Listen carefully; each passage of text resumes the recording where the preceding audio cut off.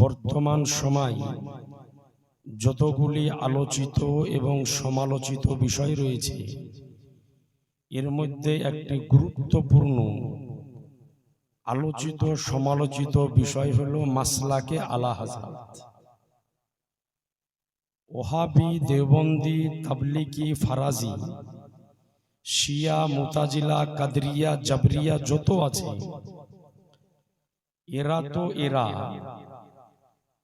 এরা ব্যতিরিকেও আমাদের মধ্য হইতে অনেকেই বর্তমান সময় মাসলাকে আলা হযরতের উপরে আঙ্গুল উঠাতেছে।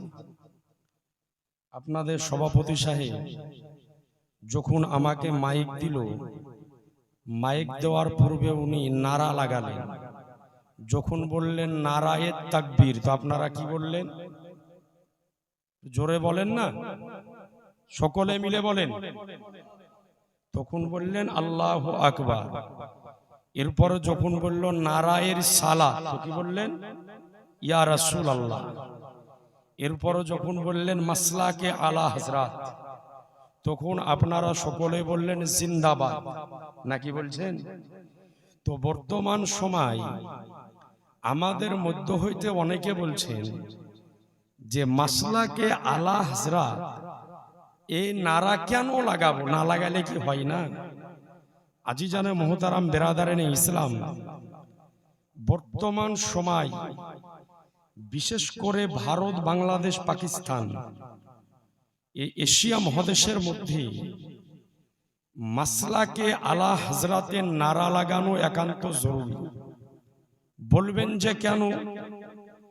আপনাদেরকে জানিয়ে রাখি যে আমরা আমাদেরকে বলি আহলে সুন্নাত ওয়াল জামাতের ব্যক্তি, নাকি বলছেন? যেই পীরেরই মুরিদ হই না কেন, আমরা সকলেই কিন্তু নিজেদেরকে আহলে সুন্নাত ওয়াল জামাত বলে দাবি করি।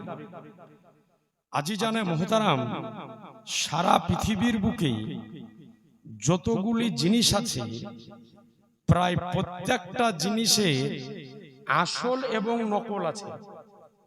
যতক্ষণ না পর্যন্ত আসল তৈরি হয়, ততক্ষণ না পর্যন্ত তার নকল হয় না। অর্থাৎ আসল থেকে ডিভাইড হয়ে নকল তৈরি হয়। যেমন আপনাকে বলি যে এই যে 2016 সালে 500 এবং 1000 টাকার পুরনো নোট বন্ধ হয়েছিল, এরপরে 500, 1000, 2000-এ নতুন নোট প্রচলিত হয়েছিল।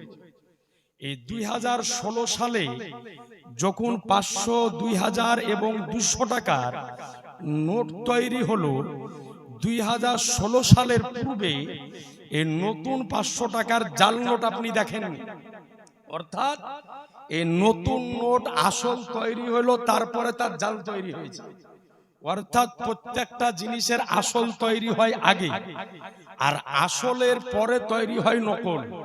তো আজিজানে মুহতারাম, আহলে সুন্নাত ওয়াল জামাত, যতগুলি আহলে সুন্নাত ওয়াল জামাত আমরা সকলেই নিজেকে দাবি করি। তো বর্তমান সময় যতগুলি দল আছে, সকলেই নিজেদেরকে আহলে সুন্নাত ওয়াল জামাত বলে দাবি করে। যতগুলি দল এবং পথ আছে, এর মধ্যে একটা দল আছে, নাম হচ্ছে তার দেওবন্দ। নাম শুনেছেন? আপনাদের সুজাপুরে আছে। তো ওদের নাম হলো দেওবন্দ।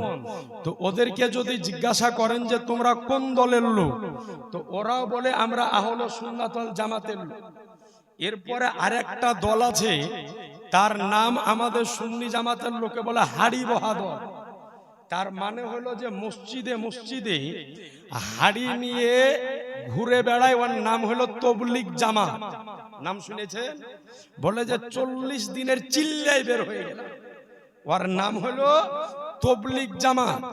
ও সারা পৃথিবীর বুকে তবলিগ করার কোনো জায়গা পায় না, ও মসজিদে আসে তাবলিগ করতে। আজিজানে মুহতারাম, আমরা বলি যে তাবলিগ করা নাজায়েজ নয়, হারামও নয়। বরং তাবলীগ করা প্রত্যেকটা মুসলমানের উপরে ফরজ। তবে তাবলীগ ওই তাবলীগ করতে হবে যেই তাবলীগ আমার রাসূলুল্লাহ দিয়ে গিয়েছেন। কিন্তু বর্তমানে যে তাবলীগ জামাত হাড়ি কলসি নিয়ে নগরে নগরে ডগরে ডগরে মসজিদে মসজিদে পিকনিক খেয়ে বেড়ায়, এই তাবলীগ আমার রাসূলুল্লাহর দেওয়া নয়। এই তাবলীগ জামাতটি যেই লোকটা তৈরি করেছে ওর নাম হলো মাওলানা ইলিয়াস কান্ধলবি। এই ইলিয়াস কান্ধলবির দেওয়া তবলীগ করা করে। বলে হ্যাঁ গো তোমরা কি করো? তো বলে মসজিদে মসজিদে তাবলীগ করে বেড়ায়। তাবলীগ শব্দটার হচ্ছে আরবিক শব্দ, এর অর্থ হচ্ছে প্রচার এবং প্রসার করা, ফেলানা। তো আমরাও বলি যে দিন এবং ইসলাম কালেমার দাওয়াত পৃথিবীতে প্রচার ও প্রসার করতে হবে। আপনাদের এই গ্রামের নাম বাহাদুরপুর নাকি? বাহাদুরপুর গ্রাম আপনাদের এই দিকে, এখানে মসজিদ আছে জুমা মসজিদ। আচ্ছা সকলেই বলেন তো যে এই জুমা মসজিদে যে লোকগুলা জুমার দিনে নামাজ পড়তে যায়, এই লোকগুলা মুসলিম না হিন্দু? আর একটু জোরে বলেন না। সকলেই মুসলিম। তো এই জুমা মসজিদে যে লোকগুলা নামাজ পড়ে এই লোকগুলা হলো মুসলিম। তো এই মুসলিম লোকের মধ্যে আমি আবার কালেমার প্রচার কার নিকটে করব, কিভাবে করব? তো আমরা বলি যে তাবলীগ করতে হবে। তাবলীগ করা জরুরি, তবে মুসলমানের মসজিদে নয়। তাবলীগ যদি করতে হয় তো মন্দিরে করতে হবে। তাবলীগ যদি করতে হয় গুরুদুয়ারায় করতে হবে। তাবলীগ যদি করতে হয় খ্রিস্টানের নিকটে করতে হবে। তাবলীগ যদি করতে হয় বিধর্মীকের কাছে করতে হবে। তাবলীগ যদি করতে হয় আমাদের রাজ্যের মুখ্যমন্ত্রী মিসেস মমতা ব্যানার্জির কাছে করতে হবে। তাবলীগ যদি করতে হয় আমাদের দেশের প্রধানমন্ত্রী মিস্টার নরেন্দ্র মোদীর কাছে করতে হবে। এর নাম হচ্ছে, এই তাবলীগই হলো আমার রাসূলুল্লাহর দেওয়া তাবলীগ। কিন্তু ওরা ওদের কাছে লাই, মুসলমানের কাছে আসে তাবলীগ করতে, মানে মুসলমানকে ঘুরিয়েও আবার মুসলমান করতে আসে। কথা বুঝতে পারছেন? মুসলমানকে ঘুরিয়ে আবার মুসলমান করতে আসে, মানে এক মুরগি দুবার জবাই করে। ওর নাম হলো তাবলীগ জামাত। তো ওকে যদি জিজ্ঞাসা করেন যে তোমরা কোন দলের লোক, ওইও বলবে আমি হলো সুন্নাতুল জামাতের লোক। এরপরে আরেকটা দল আছে যাদেরকে দেখবেন যে বুকের ওপরে হাত বাঁধে, ওরা নিজেদের নাম নিয়েছে আহলুল হাদিস। ওরা নিজেদের নাম নিয়েছে আহলুল হাদিস, কিন্তু এদের অরিজিনাল নাম হচ্ছে ওয়াহাবি। এদের নাম আহলুল হাদিস নয়। এই দলটা যে লোকটা তৈরি করেছে ওই লোকটার নাম হলো মোহাম্মদ ইবনে আব্দুল ওয়াহাব নজদি। ওর সৌদির নজদ শহরে ওর জন্ম হয়েছিল। এই নজদ শহরে জন্ম হওয়ার পরে ওই একটা মত প্রচার করতে আরম্ভ করলো, তার নাম দেওয়া হলো ওয়াহাবি। এই যে ওয়াহাবি দল ১৫০০ বছর পরে এই পৃথিবীর বুকে প্রচার ও প্রসার হবে, এর ভবিষ্যৎবাণী আজ থেকে ১৫০০ বছর পূর্বে আমার শাহনশাহে জিবাকার, মদিনাকে তাজদার, আহমদে মুখতার, নবীকে সর্দার, দোনো জাহানের মালিক ও মুখতার আমার রাসূলুল্লাহ এই পৃথিবীবাসীকে দিয়ে গিয়েছেন মুসলমান। একটু জোরে সুবহানাল্লাহ হবে না? এই দলটা যে তৈরি হবে এর সংবাদ আমার রাসূলুল্লাহ আজ থেকে ১৫০০ বছর পূর্বে নবী আমার দিয়ে গিয়েছেন। মিশকাতের মধ্যে হাদিস বর্ণিত হয়েছে, নবী আমার মসজিদে নববীতে বসে আছেন। তো ওই জায়গাতে ইয়ামান দেশের লোক আছে, শাম দেশের লোক আছে এবং ওই জায়গাতে নজদের লোক আছে। তো নজদের লোকেরা আমার নবীর নিকটে বললেন, ইয়া রাসূলুল্লাহ আমাদের নজদের জন্য একটু দোয়া করে দেন, আল্লাহ রাব্বুল আলামিন যেন আমাদের নজদে রহমত ও বরকত দেয়। তো আমার রাসূলুল্লাহ হাত উঠালেন। হাত উঠানোর পরে নবী আমার দোয়া করতেছেন, আল্লাহুম্মা বারিক লানা ফিহিমা ইয়ামিনিনা ওয়া শামানিনা। ওগো আল্লাহ তুমি রহমত দাও, বরকত দাও ইয়ামান দেশে, শাম দেশে। তো নাজদের লোকেরা বলছেন ওয়া ফি নাজদেনা, আমাদের নাজদের জন্য দোয়া করেন। নবী আমার আবার হাত উঠালেন, আবার দোয়া করতেছেন, আল্লাহুম্মা বারিক লানা ফিহিমা ইয়ামেনিনা ওয়া শামেনিনা।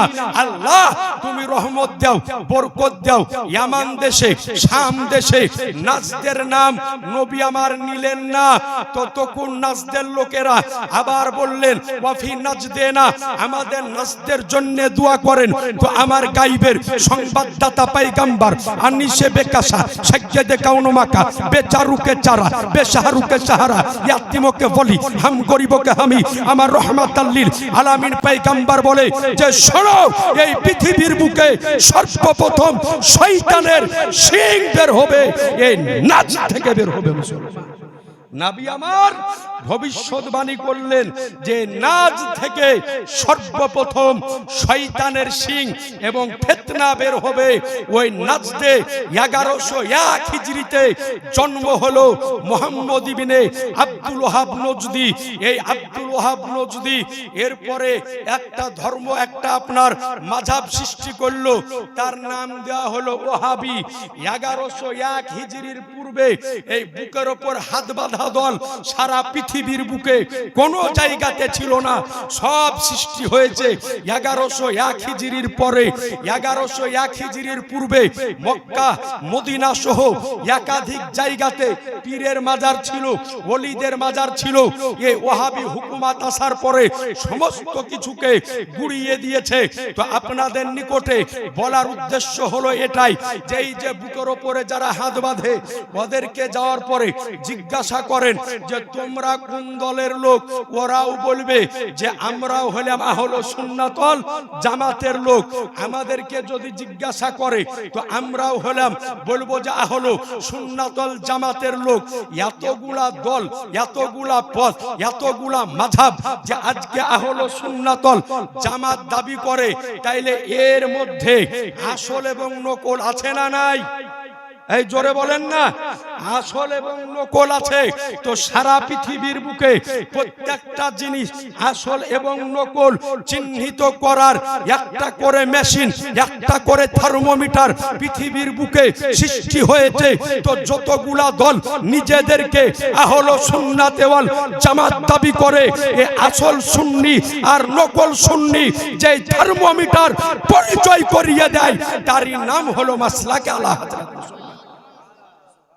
জোরে সুবহানাল্লাহ বলবেন না? সুতরাং আসল সুন্নি আর নকল সুন্নি যদি পরিচয় করিয়ে দেয় যে কোনটা আসল আর কোনটা নকল, তো এই যে থার্মোমিটার এরই নাম হলো মাসলাকে আলা হযরত। এই জন্য এখন বর্তমানে যদি আসল সুন্নি আর নকল সুন্নি যাচাই বাছাই যদি করতে হয়, তো ওর সামনে মাসলাকে আলা হযরতের নারা লাগিয়ে দেন। যদি দেখেন যে হ্যাঁ মনটা ফুর্তি হলো, তাহলে জানবেন যে মাল আসল আছে। আর যদি দেখেন যে না ওর মুখ তো বাংলা পাঁচের মতন হয়ে গেল, তাহলে জানবেন যে ইমালে ভেজাল আছে। কথা বুঝতে পেরেছেন? তাহলে বুঝবেন যে এই মালের মধ্যে ভেজাল আছে। এছাড়া আলা হযরতের নাম শুনে পেটে ব্যথা হওয়ার কোনো কারণ হতে পারে না।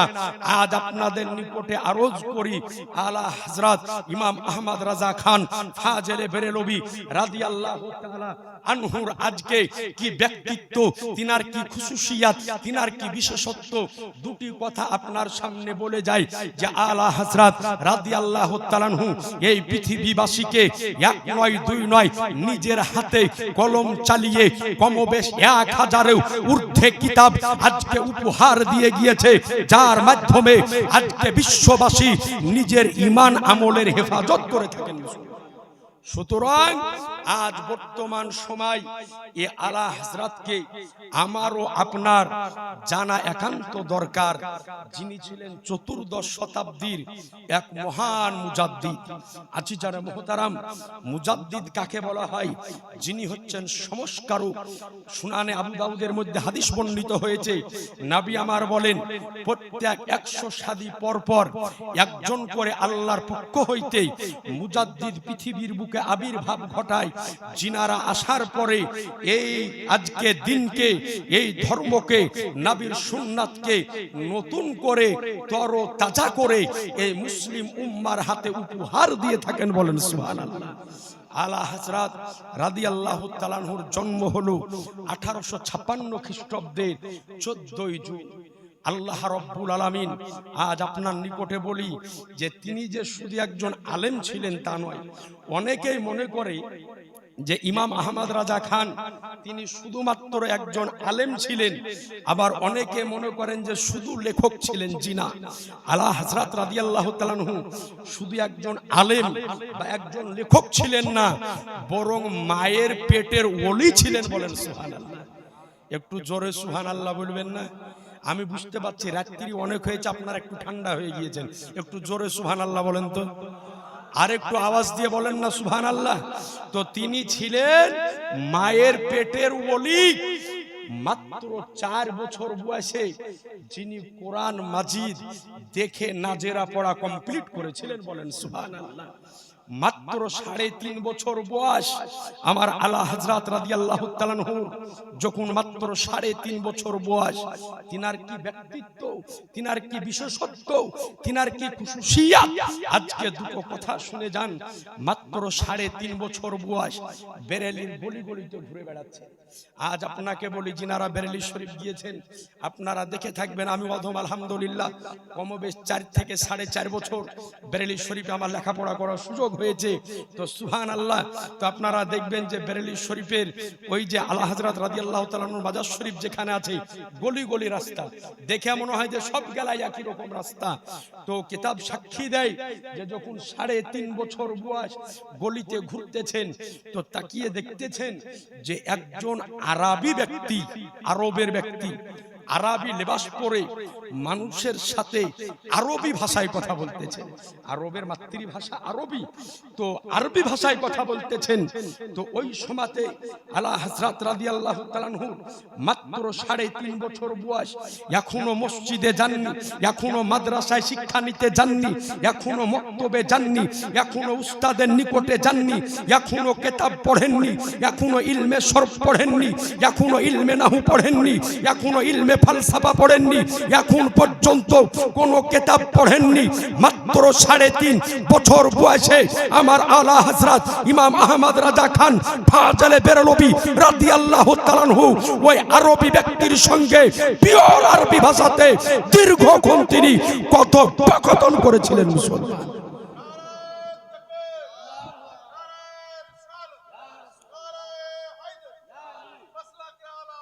জিন্দাবাদ। আজি জানে মোহতারাম, মাত্র 3.5 বছর বয়সে একজন আরবি ব্যক্তির সঙ্গে পিওর আরবি ভাষায় দীর্ঘক্ষণ কথোপকথন করেছেন। এ আজি জানে মোহতারাম, আজ আপনার নিকটে আরজ করতে চাই যে আলা হযরত রাদিয়াল্লাহু তাআলা আনহুর তিনার জীবনী, তিনার খানদানের জীবনী যদি আলগা করেন তো পুরো খানদানকে খানদানি ছিলেন আলিমানা খানদান। বলেন সুবহানাল্লাহ। তিনার পিতা ছিলেন শাহ নাকি আলী খা আলাই রহমাতুর রিদওয়ান, বিখ্যাত আলেমে দ্বীন ছিলেন।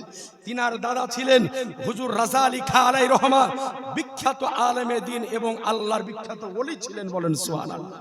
হুজুর রাজা আলী খা আলাই রহমাতুর রিদওয়ান, যিনি আলা হযরত রাদিয়াল্লাহু আনহু দাদা, তো তিনার ব্যাপারে কিতাব সাক্ষী দেয় যে হিন্দুদের একটা আপনার উৎসব হয় যাকে হোলি উৎসব বলা হয়। ওই হোলি উৎসবের সময়তে এখন বর্তমান সময় এমন একটা সময় আমরা বসবাস করছি যে মুসলমানদের বিশেষ করে দাড়ি টুপিওয়ালা ব্যক্তিদের রাস্তাতে বেরানো মুশকিল, বেরানো অসম্ভব হয়ে যায়। তো আলা হযরত রাদিয়াল্লাহু তাআলা আনহুর দাদা হুজুর রাজা আলী খা আলাই রহমাতুর রিদওয়ান হোলির দিনে তিনি বাড়ি থেকে বের হয়েছেন, সাথে কয়েকজন মুরিদ আছেন।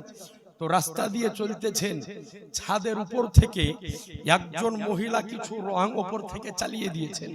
তো উপর থেকে যখন চালিয়ে দিয়েছেন তো হুজুর রাজা আলী খালাই রহমার গায়ের ওপর পড়ে গিয়ে জামাটা রঙে রঙ্গিত হয়ে গিয়েছে। তো হুজুর রাজা আলী খালাই রহমা আল্লাহর দরবারে হাত উঠিয়ে দোয়া করলেন যে আল্লাহ, আর যে মেয়েটি আমাকে রঙে রঙ্গিত করে দিল, আল্লাহ তুমিও একে রঙে রঙ্গিত করে দাও। সুবহানাল্লাহ বলেন। তো মুরিদ বর্গরা চিন্তা করলো যে হুজুরের মুখ দিয়ে বের হলো যে এই মহিলাকে আল্লাহ তুমি রঙে রঙ্গিত করে দাও, তো তাহলে মনে হয় মেয়েটা এখনই ছাদের উপর থেকে পড়বে, আর পড়ে যাওয়ার পরে ওর শরীর রক্তে রঙ্গিত হয়ে যাবে। কিন্তু হুজুর রাজা আলী খা নিজের দরবারে গেলেন। দরবারে যাওয়ার পরে মুরিদ বর্গগণ তখনও আছেন যে কি ঘটে দেখব। কারণ একজন আল্লাহওয়ালা ব্যক্তি যিনি হন, আল্লাহর নৈকট্য হাসিল করা ব্যক্তি যিনি হন, উনার জবান দিয়ে যেটা বের হয়ে যায় আল্লাহ পাক ওটা কবুল করে নেন। একটু জোরে বলেন না সুবহানাল্লাহ। আল্লাহ পাক ওটা কবুল করে নাই। তো আলা হযরত রাদিয়াল্লাহু তাআলা আনহু দাদা হুজুর রাজা আলী খালাই রহমান এই দোয়া করে দিয়ে দরবারে বসে রয়েছেন। ইহীন অবস্থায় সন্ধ্যা লাগবো অবস্থা। তো ওই মহিলাকে দেখা গেল যে হুজুর রাজা আলী খালাই রহমান কদমে যাওয়ার পরে পড়ে সঙ্গে সঙ্গে কালেমা পড়ে মুসলমান হয়ে গেলেন। মুরিদ বর্গগণ বলতেছেন, হুজুর আপনি যখন দোয়া করেছিলেন যে এই মহিলাকে আল্লাহ তুমি রঙে রঙ্গিত করে দাও, তো আমরা মনে করেছিলাম যে মনে হয় যে মেয়েটি ছাদের উপর থেকে পড়বে আর পড়ার পরে রক্তে রঙ্গিত হবে। কিন্তু হুজুর এই দোয়া করেননি, হুজুর এই দোয়া করেছিলেন যে আল্লাহ এই মহিলাকে তুমি ঈমানের রঙে রঙ্গিত করে দাও। একটু জোরে বলেন না সুবহানাল্লাহ। তো আজি জানে মুহতারাম, তো ইমাম আহমদ রাজা খান ফাজলে বেরলভী রাদিয়াল্লাহু তাআলা আনহু, তো তিনি মাত্র 3.5 বছর বয়সে আজকে একজন আরবি ব্যক্তির সঙ্গে পিওর আরবি ভাষাতে তিনি কথা বলেছিলেন। একবার জোরে বলে দেন সুবহানাল্লাহ। এ আজি জানে মুহতারাম বেরাদারানে ইসলাম, এরপরে হুজুর আলা হযরত রাদিয়াল্লাহু তাআলা আনহুর বয়স যখন মাত্র 13 বছর 10 মাস, আজকে 13 বছর 10 মাস যখন বয়স, কমবেশ 14 বছর, এই বয়সে সমস্ত শিক্ষা অর্জন করে আলেম ফাজেল মুফতি মুহাদ্দিস সমস্ত কিছু অর্জন করে ফেলেছিলেন। বলেন সুবহানাল্লাহ। আলা হযরত রাদিয়াল্লাহু তাআলা আনহু কমবেশ মাত্র 14 বছর বয়সে জীবনের সর্বপ্রথম ফতোয়া লিখতেছেন। তো এই আজি জানে মুহতারাম ফতোয়া লেখার পরে নিজের পিতা হুজুর শাহ নাকি আলী খা আলাই রহমাতুর রিদওয়ানের হাতে দিতেছেন, যে বলে আব্বা হুজুর ফতোয়াটা দেখেন। হুজুর শাহ আলী নাকি আলী খা আলাই রহমাতুর রিদওয়ান ফতোয়াটাকে দেখলেন, দেখার পরে দুই চোখ দিয়ে ঝরঝর করে পানি বের হতেছে। আলা হযরত রাদিয়াল্লাহু তাআলা আনহু জিজ্ঞাসা করতেছেন, বলে যে আব্বা হুজুর আমার ফতোয়াকে দেখার পরে আপনার দুই চোখ দিয়ে পানি ঝরতেছে, এর ব্যাপারটা কি? আমার কি ফতোয়ার মধ্যে ভুল হয়েছে? বলে বেটা আহমদ রাজা, আজ তোমাকে বলি তোমার ফতোয়ার মধ্যে কোনো ভুল হয়নি, কোনো গালাতি হয়নি। আজকে তোমার ফতোয়া দেখার পরে আমার চোখে যেই পানি দেখতেছো, এই পানি আবেগের পানি নয়, এই পানি দুঃখের পানি নয়, এই পানি কষ্টের পানি নয়, বরং বেটা এই পানি হলো আনন্দের পানি, এই পানি হলো উল্লাসের পানি, এই পানি হলো খুশির পানি। বলে বেটা যাও, আজকে থেকে আমি এই বেরেলির মুফতির মসনদ মাত্র 14 বছর বয়সে তোমার হাতে সমর্পণ করে দিলাম। একটু জোরে বলেন না সুবহানাল্লাহ। তো আজি জানে মুহতারাম, সুতরাং আজ আপনাদের নিকটে বিশেষভাবে অনুরোধ করব যে একটু আগে মাওলানা নুরুল আইন কাদরী সাহেব যে বলে গেলেন যে আজ বর্তমান সময় আমরা আহলে সুন্নাত ওয়াল জামাতের আলেম ওলামা ওহাবি দেবন্দীদের সাথে কি মোকাবিলা করব, নিজেদের লোকেদের সাথে মোকাবিলা করতে গিয়ে সময় পাই না, নাকি বলছেন? আজ বর্তমান সময় আপনাকে বাস্তবিক কথা বলতেছি যে আপনাদের এই কালিয়াচকে আসা আমার 8 বছর চলল। তো এই 8 বছরের মধ্যে আল্লাহর ইজ্জতের কসম, পীর নিয়ে নিয়ে আপনাদের কালিয়াচকে যতগুলা ফিতনা, আমার মনে বলে যে সারা পৃথিবীতে কোন জায়গা নেই। জি, আপনি খোঁজ খবর নিয়ে দেখেন, পীর নিয়ে নিয়ে যে ফিতনা সারা পৃথিবীর বুকে কোথাও নেই। আজ ওহাবি দেবন্দীদের প্রশ্নের জবাব দিতে গিয়ে জান খারাপ হয়ে যায়। আজ দোষ করে সাধারণ মানুষ, আর প্রশ্নের সম্মুখীন হতে হয় আমাদেরকে। আজ আপনাদের নিকটে অনুরোধ করি যে আমরা কোনো হাক্কানি পীরের বিরুদ্ধে নয়, কোনো হাক্কানি আল্লাহওয়ালার পীরের বিরুদ্ধে নয়। যেই পীর আল্লাহ, যেই পীর হাক্কানি পীর হবে, যে আল্লাহওয়ালা হাক্কানি আল্লাহওয়ালা হবে, তিনাদের পায়ের ধুলিকে আমরা চোখের সুরমা মনে করি। কিন্তু যেই পীর পীরের নাম দিয়ে আজকে ব্যবসা আরম্ভ করবে, যেই পীর বীরত্বের নাম দিয়ে সুন্নিয়াতকে ভাগ বন্টন করবে, জেনে রাখবেন ওই পীর থেকে আপনাকে দূরে সরে যেতে হবে। আজ আপনাকে বলি, একটু আগে আপনাকে বললাম না যে আসল সুন্নি আর নকল সুন্নিও আছে। তো বর্তমান সময় আপনি খোঁজ যদি নেন তো আসল পীর আর নকল পীরও আছে। তো আপনাদের নিকটে অনুরোধ করব যে পীর ধরা খারাপ কাজ নয়, ভালো কাজ। একজন হাক্কানি আল্লাহওয়ালার হাতে হাত দিয়ে আপনি বায়াত হবেন, এটা ভালো কাজ। আপনি একজন সিলসিলার অধীনে থাকবেন, এটা ভালো কাজ। তবে পীর ধরবেন খুব যাচাই বাছাই করে। আপনাদের এদিকে আছে কিনা জানি না, আমাদের মুর্শিদাবাদে একাধিক জায়গাতে কিছু গাঁজাখড়ি পীর আছে। তো ওদের হাতে বায়াত যদি হওয়া যায় তো নামাজ লাগে না। কথা বুঝতে পেরেছেন? বলে পীরের হাতে বায়াত হলো তো নামাজের কি দরকার? পীরে আমাকে জান্নাতে নিয়ে যাবে, জান্নাতে নিয়ে যাবে। খালি মরে দেখো তোমার পীরেরও বাটাম ফাটাবে, তোমারও বাটাম ফাটাবে। জি, খালি মরে দেখো, ফারিস্তারা অপেক্ষা করতেছে। পীরের দরবারে আমরা কেন যাব একটু আগে ভালো করে বুঝুন। আপনাদের ঘুম আসছে কি? ঘুমাচ্ছেন কি? এই যে ওরা বলছে আমাদের ঘুম আসছে।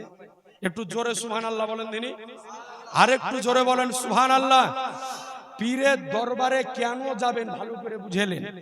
অনেকেই মনে করে যে পীরের দরবারে যাব আমার 5 তলা বাড়ি হবে, পীরের দরবারে যাব লটারিতে টাকা লাগাবো 1 কোটি টাকা পাবো। ওরে বাপরে, পীরের দরবারে টাকার লোভে যাবে। জি না, আপনি পীরের দরবারে যাবেন আল্লাহ এবং আল্লাহর রাসূলকে পাওয়ার জন্য।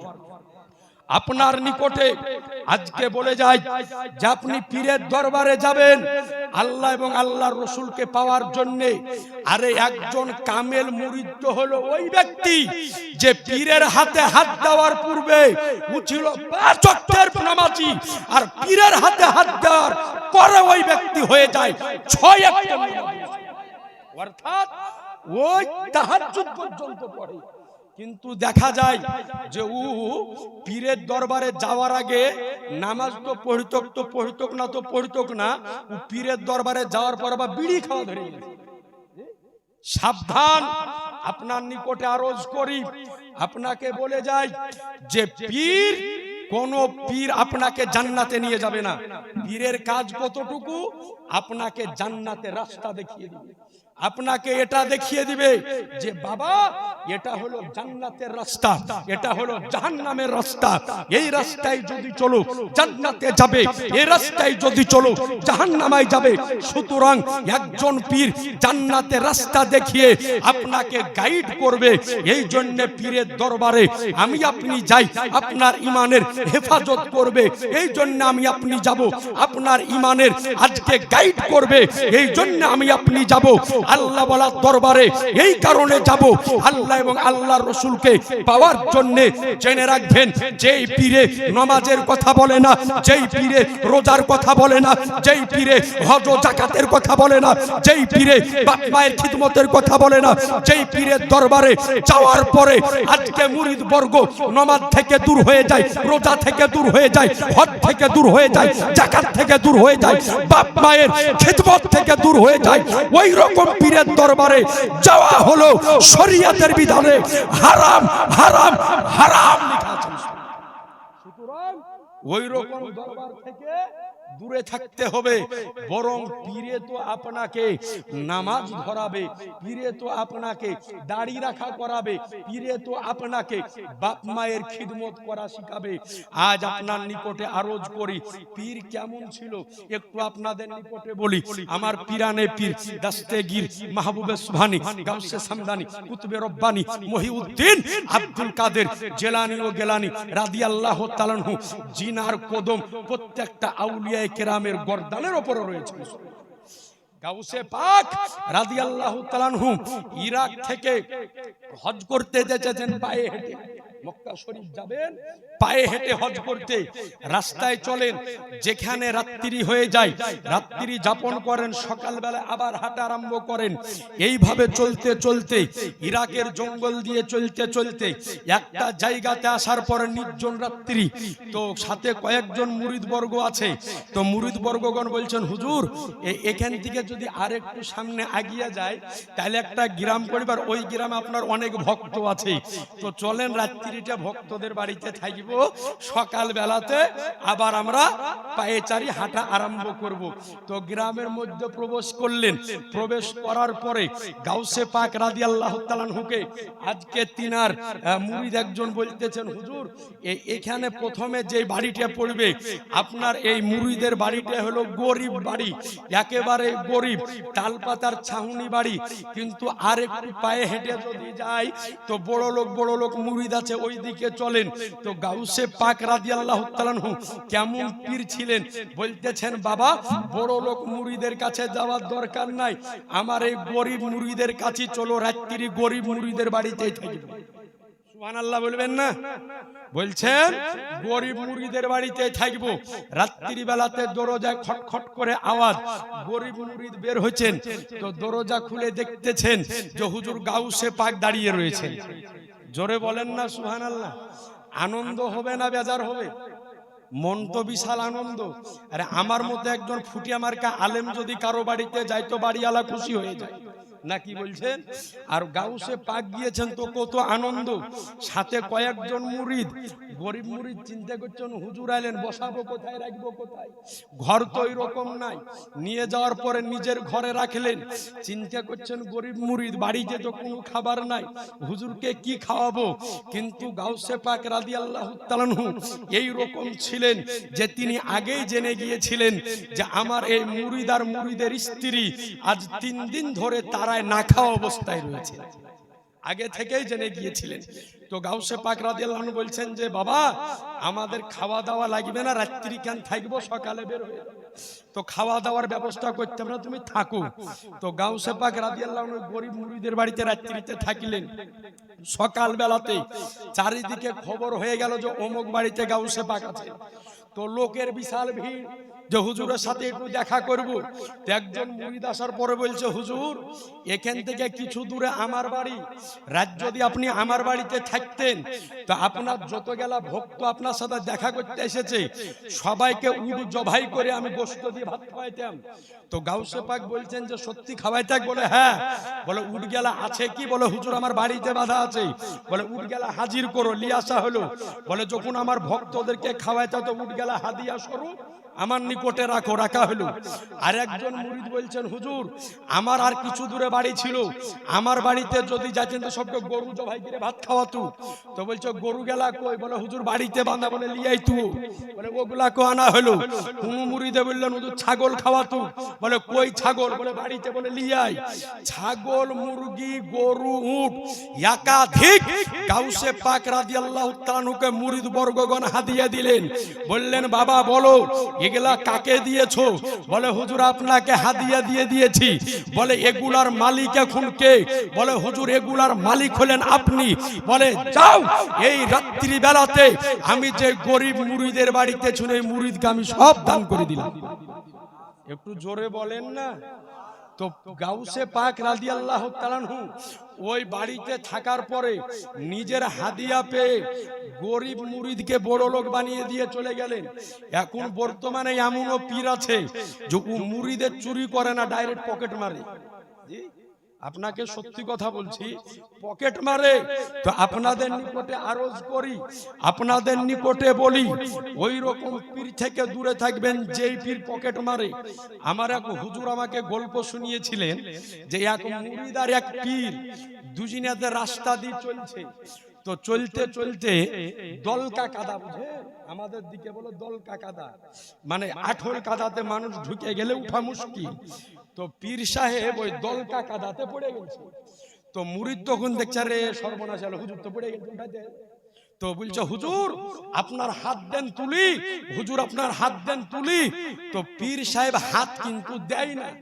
মুরিদ দেখলে রে হুজুর হাত না দিলে তো দলকা কাদাতে ডুবে মরে যাবে। তো কি করা যায়, মুরিদের মুরিদে ভুল করে বেরিয়ে গেছে, হুজুর হাত দিতে হবে না, আমার হাত লেন। যেমনই বলেছে পীর কিন্তু গপ করে হাতকে ধরে টানিয়ে তুলে নিয়েছে। তো বলছে হুজুর আপনাকে বারবার বললাম হাত দেন দিলেন না, আর যেমন বললাম লেন আর লিয়ে নিলেন। তো বলছে বেটা আমার সারা জীবন লেওয়া অভ্যাস, দেওয়া অভ্যাস, আমার সারা জীবন লেওয়া অভ্যাস, কোনদিন দেওয়া অভ্যাস নাই। তো তুমি যখন বলেছো দেন তো আমার তো অভ্যাস নাই। আমার অভ্যাস আছে নেওয়া, তো যেমন বলেছো যে হুজুর হাত লেন আমি ধরে নিই। তো আপনাদের নিকটে আরজ করি, আল্লাহওয়ালার দরবারে যাবেন শুধুমাত্র একমাত্র আল্লাহ এবং আল্লাহর রসুলকে পাওয়ার জন্য। আজ আল্লাহর কসম আপনাদের নিকটে আরজ করি যে আজ আমাদের মধ্যে যে ফিতনা ফাসাদের আরম্ভ হয়েছে, একটু আগে মাওলানা নুরুল আইনি সাহেব বলে গেলেন যে পীরে পীরে ঠিক আছে, উনাদের মহব্বত ঠিক আছে, একই স্টেজে 2-3 সিলসিলার পীর দাওয়াত করেন, ওনারা চলে আসবে, কিন্তু লাথালাতি হয় মুরিদে মুরিদে, লাথালাতি হয় মুরিদে মুরিদে। আল্লাহওয়ালা উনাদের কানেকশন ঠিক আছে, কারণ ওনারা জানেন যে আমাদের কানেকশন ঠিক আছে, আর লাথি মারামারি করে মুরিদে মুরিদে। তো সুতরাং আমি সকলকে বলবো যে আপনাদের নিকটে অনুরোধ করব যে আপনি রেজভি হন, আপনি কালিমি হন, আপনি আশরাফি হন, আপনি আসবি হন, আপনি রেফাই হন, আপনি বরকাতি হন, আপনি ফাসিহি হন, যে কোনো সিলসিলার মুরিদ আপনি হন না কেন, জেনে রাখবেন আমাদের রাস্তা আলাদা আলাদা হলেও আমাদের সকলের মঞ্জিল, আমাদের মাকসাদ হলো একটাই, সেটা হলো সোনার মদিনা। একটু সুবহানাল্লাহ বলবেন না? আমাদের সকলের মাকসাদ একটাই, সোনার মদিনা। সুতরাং যে কোনো সিলসিলা দিয়ে আপনি সোনার মদিনা পৌঁছে যান, ইনশাআল্লাহ তাআলা দেখবেন আমাদের মধ্যে ঈমান আমল সব ঠিক থাকবে। মুরিদে মুরিদে লাথালাথি বাদ দিয়ে দিবেন, মুরিদে মুরিদে বিতর্ক বাদ দিয়ে দিবেন যে আমার পীর ওই, আমার পীর ওই, আমার পীর অমুক, আমার পীর তমুক। জেনে রাখবেন এই ভারতবর্ষের বুকে আমরা আল্লাহওয়ালাকে মানি, আল্লাহওয়ালাদের মাজারে যাই, আল্লাহওয়ালাদের আজকে মাজার জিয়ারত করতে যাই, আল্লাহওয়ালাদের সঙ্গে আমাদের সুসম্পর্ক রয়েছে আলহামদুলিল্লাহ। কিন্তু আপনার দ্বারাতে জানে এই রকম কোন কাজ না হয়ে যায় যে আপনাদের কারণে জানে কোন ওয়াহাবি গায়ের মুকাল্লিদ ওলামায়ে আহলুস সুন্নাত ওয়াল জামাতের উপরে আঙ্গুল জানে তুলতে না। কিন্তু আজ আপনাকে আফসোসের সাথে বলতেছি, সারা পশ্চিমবঙ্গের 17-18টা ডিস্ট্রিক্ট আমি ভ্রমণ করি, আসাম যাই, বাংলাদেশ গিয়েছি, তো আমি দেখেছি যে আজ বেশিরভাগ মাজার গালানের অবস্থা এই রকম হয়ে আছে। একাধিক জায়গায় যে আজ মাজার শরীফে যাচ্ছে তো মনে হচ্ছে যে ওর বহিনের বিয়ে খাইতে যাচ্ছে। আপনাদের চলে যান সাদুল্লাহপুর চলে যান, যাওয়ার পরে দেখে মনে হচ্ছে যে যে মেয়ে মানুষ গেলা যায় তো মনে হয় যে ও পার্কে ঘুরতে যাচ্ছে। ওর পোশাকের ডিজাইন কে দেখে গো? হ্যাঁ, ও বাড়িতে যদি থাকে দুটো পর্দা করে থাকে, আর যেদিন ওই পীর সাহেবের মাজারে ঘুরতে যায় তো আর একদিন কুদাম পাদাম করে চলে যায়। ও নিজে তো পাপ করে করে আরো 10টা বেটা ছেলেকে পাপ করে। সুতরাং ভাই আপনাদের নিকটে বলবো এই দোষ ওদের নয়, দোষ আপনাদের। নিয়ে যান কেন সাথে করে? হ্যাঁ, কে বলে নিয়ে যেতে? যাওয়ার পরে বাগানে বাগানে দেখি যে ঘুরে বেড়ায়, বাগানে বাগানে যে পার্কে শান্তি করতেছে। সুতরাং আপনাদের নিকটে অনুরোধ করব যে আজ আপনাদের কারণে আমাদেরকে একাধিক জায়গাতে প্রশ্নের সম্মুখীন হতে হয়। দোষ করেন আপনারা আর এর খেসারত দিতে হয় আমাদেরকেই। সুতরাং আপনাদের নিকটে অনুরোধ, একেবারে হাত জোড় করে অনুরোধ করব, পীরের মুরিদে মুরিদে লাথালাথি বাদ দিবেন। কারণ চারিদিকে এমনি তো ওয়াহাবি দেওবন্দির আমাদের উপর আক্রমণ করতেছে। এরপরে যদি আপনাদের সাথেই আমাদেরকে আবার বিতর্ক করতে হয় তো এটা একেবারে খারাপ দেখাবে, এতে সুন্নিয়াতের ক্ষতি হবে। আজ আপনাদেরকে বলি, আমার একজন উস্তাদ বলেছিলেন যে এক জঙ্গলের মধ্যে 3টা বুনিয়া ষাঁড় থাকতো। বুনিয়া ষাঁড় বলতে বুনিয়া গরু, মাথায় বড় বড় শিং হয় আর গায়ে বড় বড় লোম হয়, আমাদের দিকে বলে বুনিয়া ষাঁড়। তো ওই বুনিয়া ষাঁড় 3টা বাস করতো, মাথায় বড় বড় শিং। তো 3 জনের মধ্যে একেবারে বিশাল বন্ধুত্ব ছিল, একেবারে একসঙ্গে চলাফেরা করতো, একসঙ্গে ঘাস খাইতো। তো এদেরকে কেউ কোনোদিন আক্রমণ করতে পারত না। তো একদিন বনের রাজা সিংহ চিন্তা করলো যে আমি কি করব, আমাকে তো খাইতে হবে। তো 3টে ষাঁড় চলছে আর ওদের শরীরে একেবারে গোশে দলদল করছে। তো চিন্তা করলে যে যাই আর 3 জনের উপর আক্রমণ করি, একটাকে যদি ধরে নিয়ে যেতে পারি তাহলে আমার 15 দিনের চিন্তা নেই। নাকি বলছে একটা বুনিয়া ষাঁড় যদি ধরে নিয়ে যেতে পারি তো 15 দিন বিন্দাস আমার ঘুমিয়ে ঘুমিয়ে খাওয়া হবে। তো 3টে একসাথে চলছে আর ইয়া সিং 3 জনের। তো আপনার 3 জনকে যাওয়ার পরে সিংহ যেমনই আক্রমণ করতে যাবে একেবারে 3 জনাতে 3 সিংহের গুঁতে দিয়েছে, আর সিংহের অবস্থা কেরাসিন, বনের মধ্যে এসে দুম করে শুয়ে গেছে। শুয়া যখন গেলছে মাজা ভেঙে নিয়ে, তো তখন বনের রাজার অবস্থা এরকম, অন্যান্য পশু পাখিরা রাজার অবস্থা দেখতে যাচ্ছে। যাওয়ার পরে বলছে হুজুর আপনার অবস্থা কেন এরকম? বলে আর বলিস না, এই সিংহতে এই সাহার তিনটাকে খাইতে গেল, শুনো 3 সাহারে 3 গুইতে দিয়ে আমার অবস্থা খারাপ করে দিয়েছে। সকাল থেকে সন্ধ্যা হয়ে যায়, সন্ধ্যার সময়তে একেবারে শিয়াল পণ্ডিত যাওয়ার পরে পৌঁছালো সিংহের অবস্থা দেখার লাগে। শিয়াল পণ্ডিত বলছে যে হ্যাঁ গো মামা তোমার অবস্থা এরকম কেন? তো বলে আর বলিস না, গেলছিলাম সিংহ 3টাকে খাওয়ার লাগে, আমাকে এমন মার মেরেছে আমার কোমর ভেঙে দিয়েছে। তো বলছে যে আপনারও বোধবিদ্যার জ্ঞান বুদ্ধি নাই গো, আপনি ওই সাহার 3টাকে খাবেন তা আমাকে বলতে পারেননি, আমি ধরে নিয়ে চলে আসবো। সিংহ তো মাথা গরম যে হবে, আমাকে দেখে গোটা বন কাঁপে, আমাকে দেখে গোটা বন ডরাই, আর আমি পারলাম না ধরে আনতে, তুই ধরে আনবি তার মানে? বলছে চিন্তা করিয়েন না, সকাল হতে দেন, কালকে সন্ধ্যার মধ্যে যদি এই 3টে সাহারকে ধরে নিয়ে এসে আপনার নিকটে হাজির যদি করতে না পারি, তো পণ্ডিত থেকে আমার নাম আপনি কাটিয়ে দিন। বলে যা। সকাল হলো, শিয়াল পণ্ডিত 1 ধাপ 2 ধাপ করতে করতে ওই 3.5 নিকটে পৌঁছালো। পৌঁছানোর পরে দেখছে 3 সাড়ে আনন্দে ঘাস খাচ্ছে। শিয়াল পণ্ডিত পেছন থেকে যে বললেন যে গুড মর্নিং স্যার। তো 3টে সাহারে উত্তর দিল গুড মর্নিং স্যার। তখন শিয়াল বলছে যে তোমাদের 3 জনাকে বলিনি, তোমাদের মধ্যে যে বড় তাকে বলেছি।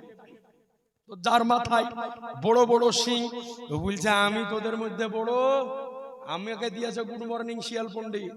তখন যার একটু শরীর মোটাও বলছে বললে শুনবো, আমি বড়, আমাকে গুড মর্নিং দিয়েছে।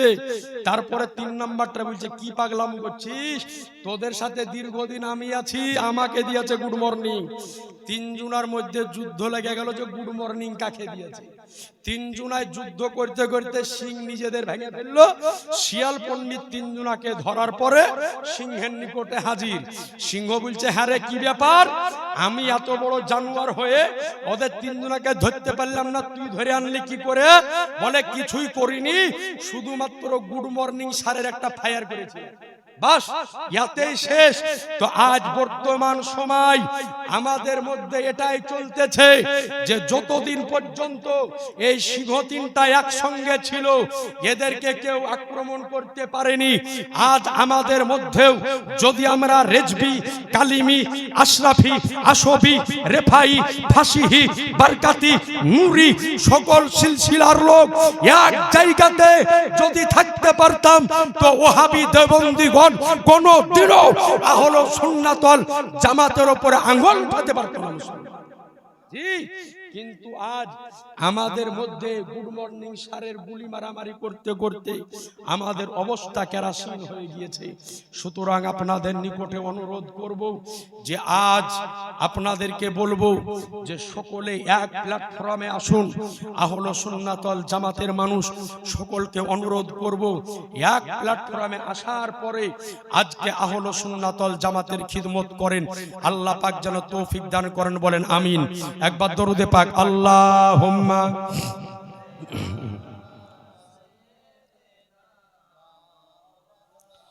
মুহাম্মদ